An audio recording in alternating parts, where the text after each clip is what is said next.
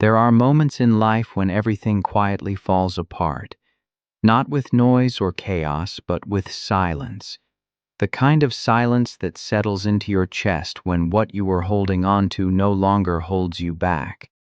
This is a story about letting go, about how strength is not always found in gripping tighter, but in learning when to release. About how healing often begins not with answers, but with patience and the courage to stop fighting what has already changed. In a small coastal town where the sea spoke in whispers and storms arrived without warning, there lived a lighthouse keeper named Elias Moore. His life revolved around routine, discipline, and a single belief. If he stayed strong enough, nothing would be lost. But the ocean had other plans, and so did time. This is his journey, and maybe, in some quiet way, it's yours too. The lighthouse stood at the edge of the world, or at least that's how it felt to Elias Moore. A tall white pillar of stone, weathered by salt and wind, rising from black rock that cut sharply into the sea. Every night its beams stretched across the water, steady, patient, unwavering, just like the man who kept it alive. Elias had lived there for years, long enough that the sound of waves had replaced conversation, and the rhythm of the light had become his internal clock. Wake before dawn, check the mechanisms, polish the glass, record the weather, light the lamp at sunset, repeat. Discipline wasn't something he practiced, it was something he was. The townspeople rarely saw him. To them, he was a quiet figure, reliable, distant, almost timeless. The kind of man you trust without knowing. The kind of presence you only notice when it's gone. But inside the lighthouse, inside the silence, Elias carried a different story. He believed deeply in holding on. To responsibility. To routine.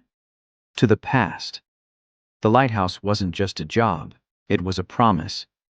A promise that nothing on his watch would drift into darkness, that no ship would be lost if he stayed vigilant enough, that if he kept the light burning, life would remain predictable, safe, contained. And so, Elias held on tightly, too tightly. There were things he never questioned.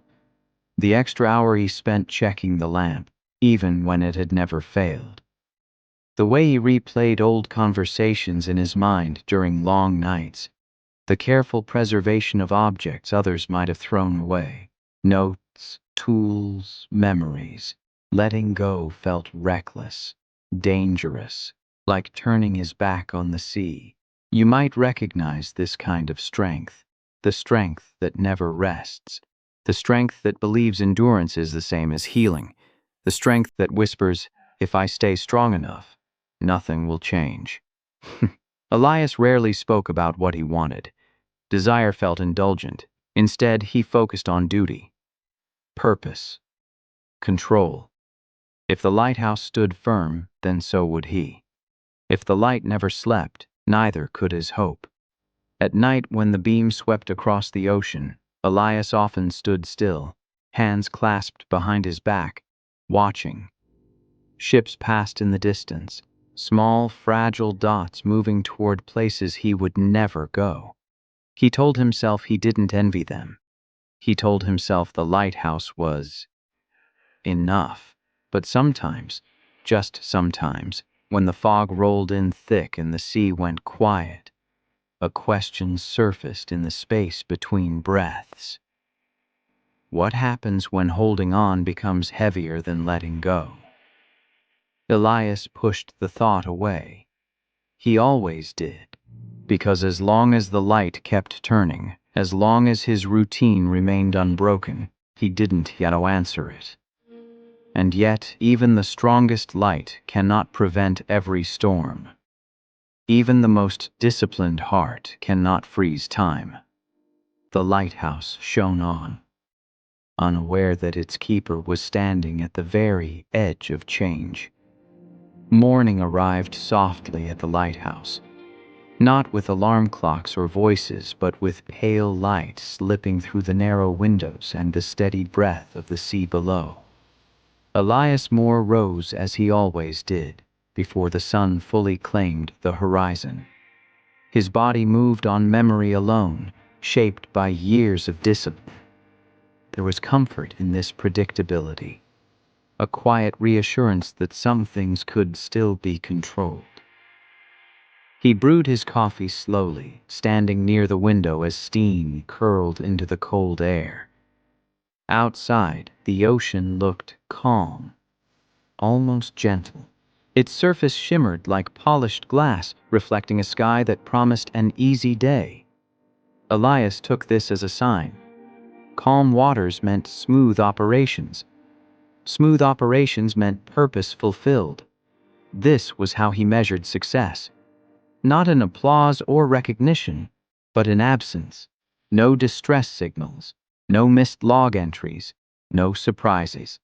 The lighthouse mechanism hummed steadily as he inspected it, gears turning in flawless rhythm. Elias noted every detail in his logbook, his handwriting precise and even. Each entry felt like proof that discipline worked, that consistency mattered, that effort, repeated daily, could hold the world in place. And for a time it seemed true. The townspeople depended on the light. Fishermen trusted it to guide them home before dawn. Cargo ships adjusted their routes by its beam. Even the birds circled it on fog-heavy mornings, drawn instinctively to its certainty. Elias noticed these small signs and allowed himself something close to pride. He told himself this was enough. Purpose without complication. Meaning without vulnerability. You might understand this feeling. The comfort of being needed. The quiet satisfaction of doing one thing well. The belief that as long as you stay useful, you will remain safe from loss. As days turned into weeks, Elias found rhythm in the sameness. He repaired weathered railings, replaced worn steps, and polished the great lens until it caught the sun like a captured star. Each task reinforced his faith in effort, in discipline, in the idea that progress was built not from leaps but from small, repeated acts. But hope, when built on control alone, is fragile.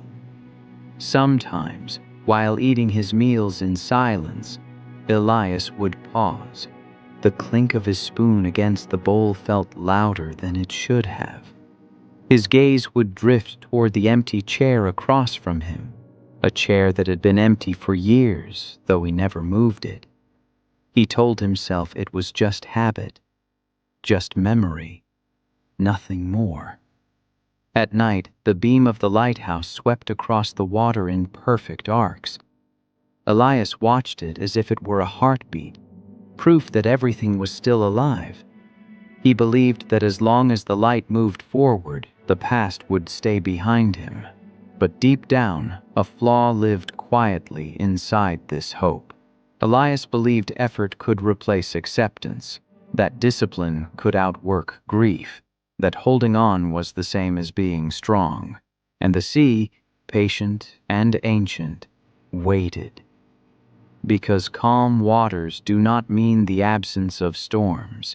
They only mean the storm has not yet arrived. Elias stood tall in the lighthouse, surrounded by the evidence of his success, unaware that the very thing he trusted most, his refusal to let go, was what would soon be tested. Hope was rising, but so was the tide. The storm arrived without ceremony. No warning bells, no gradual build, just a sudden shift in the air, heavy, charged, restless. Elias felt it before he saw it, a pressure behind the ribs that made breathing feel deliberate. The sea darkened, its calm surface tightening into sharp, uneven waves, as if something vast beneath it had turned in its sleep. By nightfall, the wind was howling.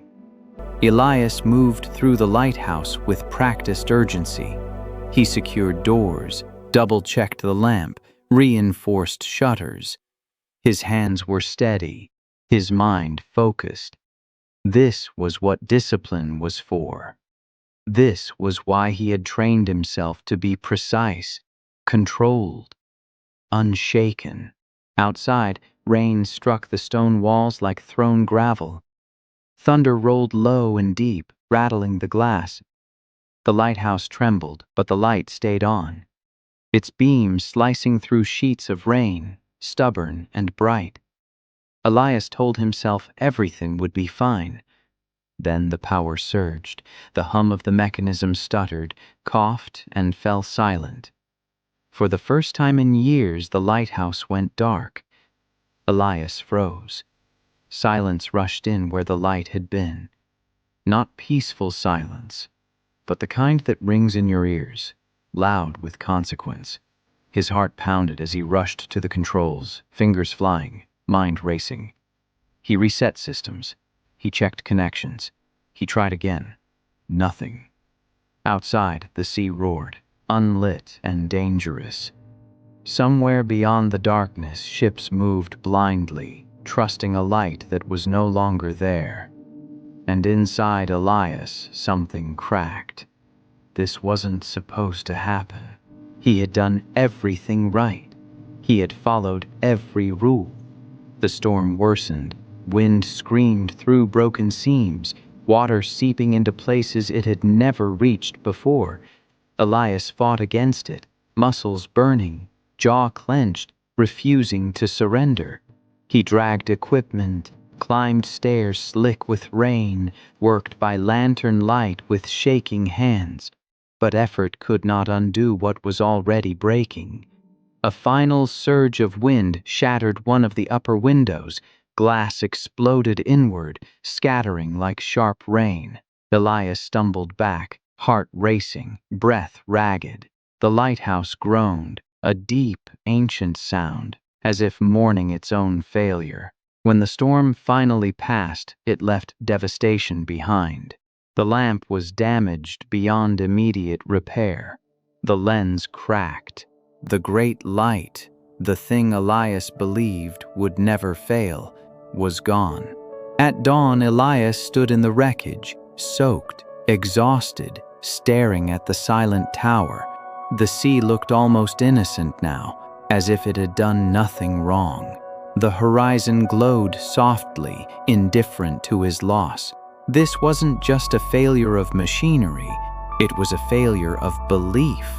Elias felt it then, the heavy, sinking realization that discipline had limits, that control was an illusion, that no matter how tightly you hold on, life can still take what you love. He sank onto the steps, head in his hands. The lighthouse stood behind him, broken and quiet. For the first time, Elias didn't know what to do next. You may know this moment, the moment when effort is no longer enough, when something precious is taken, and no amount of strength can bring it back. The storm had taken more than light. It had taken certainty. It had taken the story Elias told himself about who he was.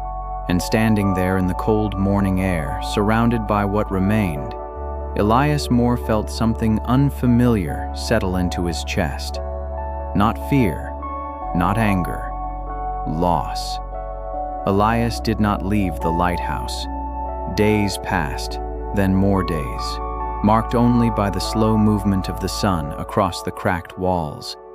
The storm was gone, but its absence did not bring relief. Instead, it left behind a hollow quiet, one that pressed against his chest and refused to loosen. He told the town officials he needed time to repair, time to think, time to fix what had been broken. But what Elias really meant was this: time to pretend nothing had changed. Each morning, he followed the same routine. He woke before dawn. He made his coffee. He climbed the stairs. He checked the damaged lamp as if it might suddenly forgive him and come back to life. He polished the cracked glass, careful not to cut his hands as though gentleness could undo destruction. He wrote in his logbook anyway. The entries looked the same as before. Weather conditions, maintenance notes, observations. But something was missing. There was no mention of the darkness, no acknowledgement of failure. Elias wrote as if the light still turned each night, as if discipline alone could rewrite reality. This was his refusal. He refused to accept that something was gone, refused to believe that effort had limits, refused to release the idea that holding on could still save him. At night, Elias climbed to the top of the lighthouse and stood beside the dead lamp. He imagined the beams stretching across the water, imagined ships seeing it, imagined purpose returning to its familiar shape. Memory became his shelter. Guilt became his companion. If I had checked the system one more time, if I had been faster, if I had held on tighter, these thoughts looped endlessly, each one tying him more firmly to the past. Letting go felt impossible, not because he didn't understand it, but because it felt like admitting defeat. And Elias had built his entire identity on endurance. You may know this resistance, the way grief disguises itself as loyalty, the way pain convinces us that releasing the past means erasing its meaning. Elias believed that if he stopped trying to fix the lighthouse, he would be abandoning everything it represented. The years of service, the sacrifices, the version of himself who believed control was strength. So he stayed. The town adjusted without him. Temporary lights were installed. New systems were discussed. Life, inconveniently, moved forward. Each sign of progress felt like a quiet betrayal. Elias watched from a distance, arms crossed, jaw tight. He told himself they didn't understand, that they were rushing, that some things deserved patience. But beneath the anger was fear. Fear that without the lighthouse, he would be nothing more than a man standing in the ruins of his own certainty. Fear that letting go would leave him untethered, without purpose, without identity. The sea continued its endless motion, rising and falling untouched by his resistance. It did not argue. It did not explain. It simply moved on. And Elias Moore stood still, holding on to what was gone, refusing the tide, unaware that this resistance, more than the storm itself, was keeping him trapped. Eventually, even resistance grows tired. Elias began to notice the silence differently. It no longer felt sharp or accusing. It simply was. The lighthouse, once filled with the soft hum of machinery and purpose, now echoed with his footsteps. Each step reminded him of the space he was occupying, and the space that had been left behind. He stopped writing in the logbook, not because he had nothing to say, but because the words no longer felt honest. The pages sat blank, open to the day's date, waiting. Elias would stare at them for long moments before closing the book again, as if refusing to admit that time was still moving without his permission. Meals became forgettable. Some days he ate, some days he didn't notice that he hadn't. His body continued its routines even as his spirit withdrew. The lighthouse stood, but Elias felt hollow inside it, like a structure without a light. This was the lowest point. Not dramatic, not loud, just empty. You may recognize this stage, the quiet where grief settles in once the fight is over, the moment when exhaustion replaces anger and numbness replaces pain. Elias spent long hours sitting by the window, watching the sea. The water no longer felt like an adversary. It simply moved, unconcerned with his presence. Waves arrived and disappeared without apology. For the first time, Elias didn't try to control his thoughts. He let them come. Memories surfaced, not just of the lighthouse, but of moments he had held too tightly, afraid they would vanish if he loosened his grip. He realized then that the storm had not been the first loss he had refused to accept. It was only the one he could no longer deny. The realization did not bring relief. It brought stillness. Elias felt suspended between who he had been and who he did not yet know how to become. The old rules no longer applied, but no new ones had formed. Purpose had dissolved, leaving behind questions he had spent years avoiding. Who am I without what I protect? Who am I when discipline is no longer enough? There was no answer, only breath, only time. And yet, in this quiet, something subtle shifted. The emptiness was painful, but it was honest. For the first time, Elias was not pretending, not fixing, not holding on, just existing. This was the moment before change becomes possible. Not because the pain ends, but because resistance does. The sea continued to move. The lighthouse continued to stand. And Elias Moore, alone in the stillness, finally stopped fighting the silence. The encounter did not arrive with significance. No dramatic entrance, no words that sounded like wisdom. It arrived on an ordinary afternoon when the sky was pale and the sea lay stretched out like a long, tired breath. Elias was repairing a loose step near the base of the lighthouse when he noticed someone standing a short distance away. A figure small against the vastness of the shore. An older man, wrapped in a worn coat, watching the water with unhurried attention. Elias hesitated. Visitors were rare now. He considered ignoring him, but something in the man's stillness felt familiar, not intrusive, not demanding, just present. After a while the man spoke, his voice gentle and unassuming. "She doesn't ask much of us," he said, nodding toward the sea. "Only that we don't try to hold her still." Elias straightened slowly. "The sea takes more than it gives," he replied. His voice carried no anger, only fatigue. The man smiled faintly. "Only if we believe what it gives must last forever." They stood in silence after that. No pressure to fill the space. No need to explain. Elias felt something unfamiliar loosen in his chest. Not relief, but permission. The man introduced himself as Jonah, a retired fisherman who walked the shore each afternoon.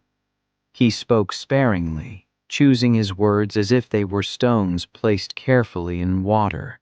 They talked about small things, weather, time, the way the horizon never stays the same. Elias found himself listening more than speaking, an unusual posture for someone who had spent years instructing himself through discipline and routine. After a while, Elias gestured toward the lighthouse. "It used to be brighter," he said quietly. Jonah nodded. "It still stands."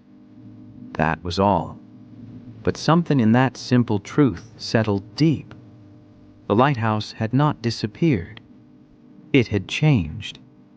And so had Elias. Jonah did not offer advice. He did not suggest repairs or timelines. He simply walked with Elias for a while, matching his pace before turning back toward the town. Before leaving, Jonah paused. "Some things don't need to be fixed," he said. "They need to be released." Then he was gone. Elias stood alone again, but the loneliness felt different, less heavy, less closed.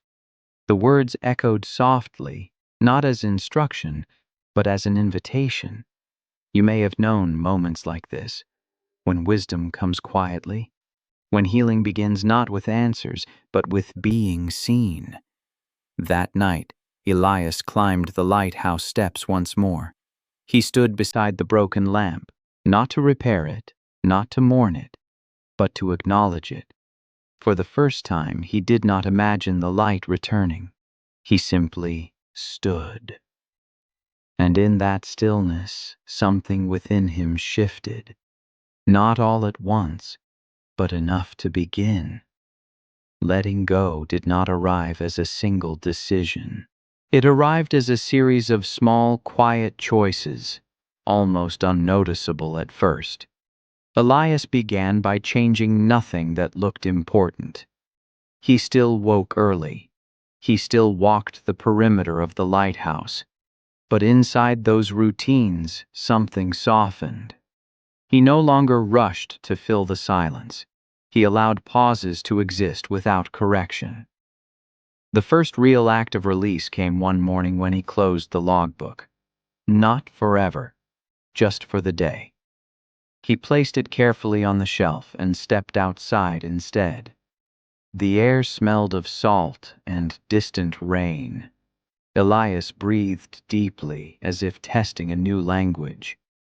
For years, discipline had been his anchor, but now he wondered if it had also been his rope, binding him to what no longer was. He started walking the shoreline in the afternoons, not with purpose, not with destination, just movement, just presence. The sea greeted him differently now, not as something to be managed, but as something to be witnessed. Some days were harder than others.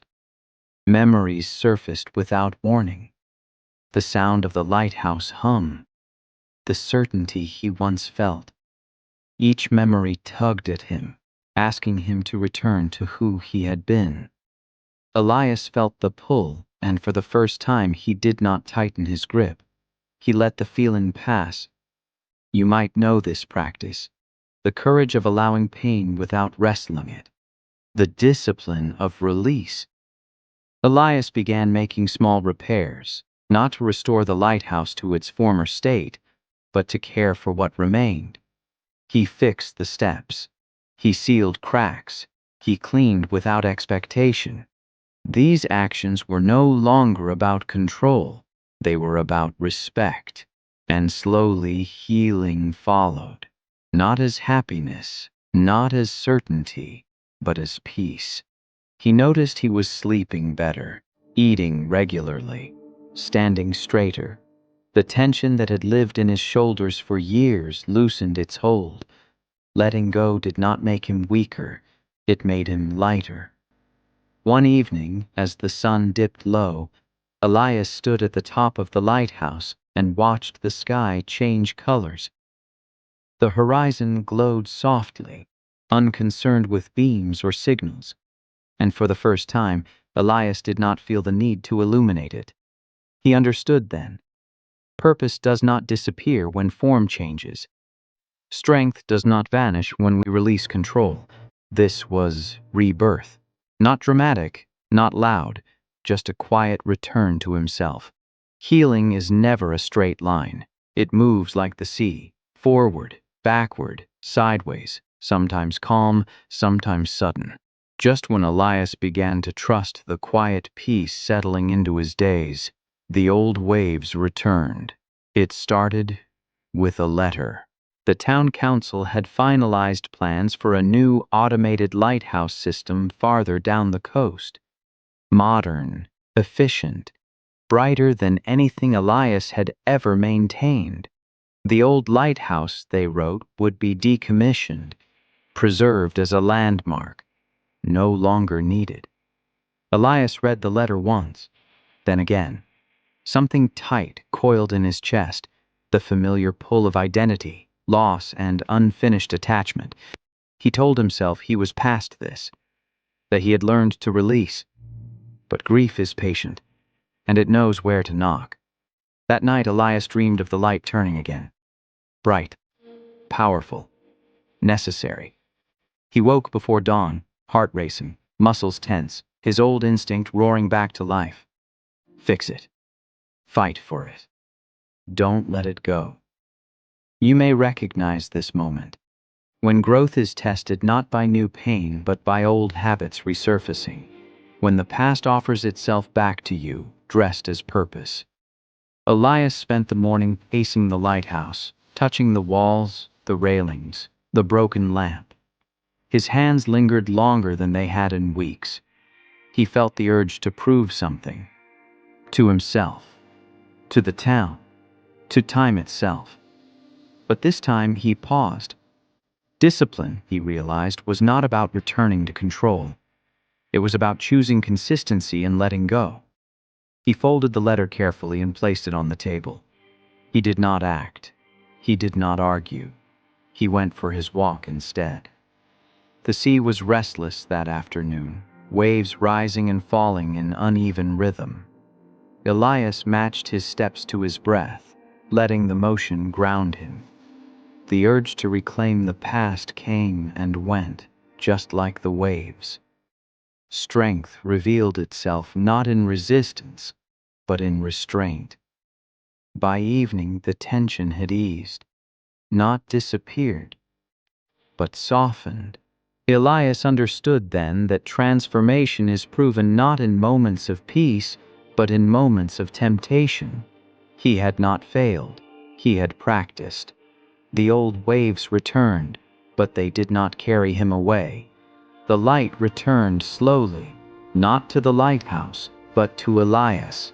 There was no ceremony, no announcement, just a quiet shift in how the days felt. He noticed it one morning while standing at the window, watching the sea breathe in and out. The ache that used to sit beneath his ribs was still there, but it no longer defined the moment. It existed without command. Elias had learned something the sea had always known. That movement does not mean loss. That release does not mean emptiness. That light can exist without being cast outward. He began helping in small ways around the town, teaching younger workers how to read the tides, showing fishermen how to spot subtle changes in weather, sharing knowledge without attachment. His value was no longer tied to one structure or one role. Purpose had widened. The lighthouse became a place of memory, not identity. Elias visited it often, but without the need to restore it to what it was. He accepted its stillness as part of its story, and his. One evening, as the sun set low, the sky painted itself in soft gold and blue. Elias stood at the edge of the shore, hands relaxed at his sides. The horizon glowed, not from a beam, but from the quiet certainty of balance. This was the new dawn, not brighter, just truer. Elias smiled, not because everything was perfect, but because it was honest. There comes a time when holding on stops being strength and becomes weight. You may be standing there now, gripping something that once gave you purpose, believing that discipline means never releasing your grasp. But the truth is quieter than that. Strength is knowing when to stay and when to step back. Healing begins when we stop fighting what has already changed. Letting go is not forgetting. It is honoring without attachment. Discipline is not control. It is consistency in choosing peace. Failure is not the end of purpose. It is the widening of it. Rebirth does not arrive with noise. It comes softly when you are ready to listen.